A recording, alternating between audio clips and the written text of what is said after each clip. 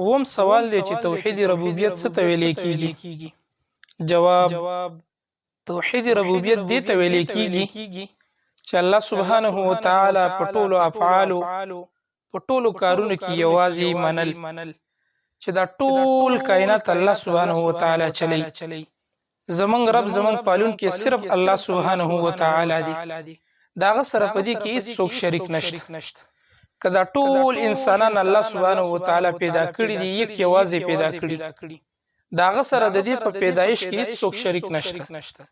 ټول کائنات ته رزق الله سبحانه و تعالی ورکړي. داغه سره پدې کې هیڅ څوک شریک نشته. ټول تدبیر ټول افعال الله سبحانه و تعالی یک یوازې کوي. داغه سره پدې کې څوک ملګری څوک شریک نشته. دې ته توحید ربوبیت ویل کیږي چې الله سبحانه و تعالی سره په ربوبیت کې هیڅ څوک نه شریکول، چې زمونږ د ټولو پالنه الله سبحانه و تعالی یک یوازې کوي، د ټولو ساتنه یک یوازې کوي. داغه سره پدې کې هیڅ څوک شریک نشته. قرآن کریم په سورۃ فاتحه اول نمبر آیات کې الله سبحانه و تعالی فرمایي الحمدلله رب العالمین. ټول حمدونه ټول تعریفونه خاص د هغه الله د پاره دي رب العالمین، چې هغه یک یوازې رب العالمین دی.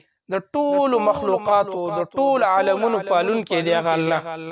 نو د دې د وجنه الله سبحانه و تعالی په ربوبیت کې یک یوازې دی. داغه سره هیڅ څوک په دې کې شریک نشته. د صحیح بخاری او د صحیح مسلم حدیث دی، نبی کریم صلی الله علیه وسلم په یو دعا کې داسې الفاظ فرمایلی دي: اللهم انت رب السماوات والارض.